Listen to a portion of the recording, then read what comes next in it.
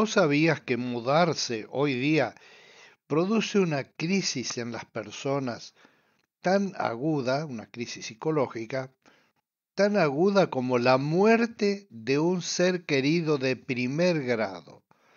El estrés que genera, el cansancio, esa confusión que hay donde no encontrás las cosas, o dijiste, yo lo guardé en una caja, es un lío que realmente te complica. En el tiempo de Jesús era más fácil eso de mudarse de un lado al otro porque uno prácticamente se iba con alguna pilchita puesta y algún bollito de alguna cosa, como decían antes, el monito, que era un atado donde se metía la ropa que uno tenía cuando eran pocas las pertenencias y se iba de un lugar al otro.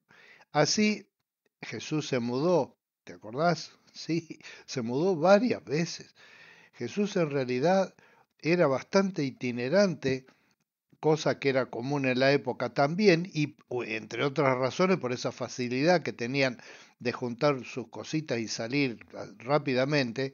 No tenían que contratar un rastrojero para cargar los muebles y comprarse una garrafa porque en el otro lugar no había gas naturales. Nada de eso. Y Jesús lo hizo cuando empezó el ministerio. Y es un dato que no es menor, pero es un dato que pasa desapercibido, como dice Mateo 4:12, que cuando Jesús oyó que habían encarcelado a Juan, regresó a Galilea, partió de Nazaret y se fue a vivir a Capernaum, que está junto al lago en la región de Zabulón y Neftalí, para cumplir lo dicho por el profeta Isaías: tierra de Zabulón y tierra de Neftalí, camino del mar, al otro lado del Jordán, Galilea de los gentiles.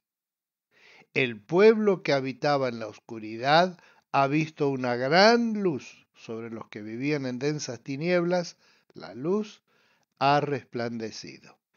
Desde entonces comenzó Jesús a predicar: arrepiéntanse, porque el reino de los cielos está cerca.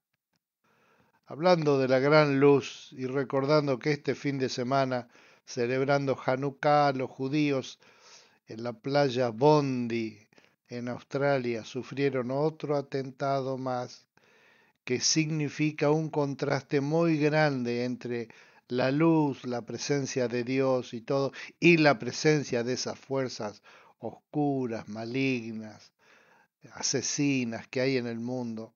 Le pasó a Jesús. Jesús estaba en Jerusalén cuando encarcelaron a Juan, se volvió a Galilea, él estaba empezando su ministerio. Volvió a Galilea, se fue a vivir de Nazaret, donde él vivió desde que era niñito, esas mudanzas. Fue y nació en Belén, que recordamos ahora en Navidad, porque hubo un decreto de que todos fueran a sus zonas para ser empadronados. Ahí nació accidentalmente, pero bíblicamente, en Belén. De Belén partieron rumbo a Egipto, porque había el peligro de que Herodes lo matara a Jesús. Volvieron después de un tiempo y se establecieron ahí sí, en Nazaret. Ahí tuvo Jesús toda su vida hasta que era grande. Pero cuando empezó, se mudó a Cafarnaum, así se llama el pueblito que está todavía hoy. Ahí vivió Jesús cuando empezó su ministerio, para no estar tan en la lista de entrada del poder de turno en su momento. Que eso fue en realidad para cumplir con una profecía que decía: a esa tierra que ellos veían en la antigüedad como una tierra del otro lado del río, porque estaban ellos del otro lado del río, para que a esa zona llegara el reino de Dios. Vos fijate el punto, ¿eh? El reino de Dios llegaba porque Jesús se mudó a esa ciudad y comenzó a predicar: arrepiéntanse porque el reino de los cielos está cerca.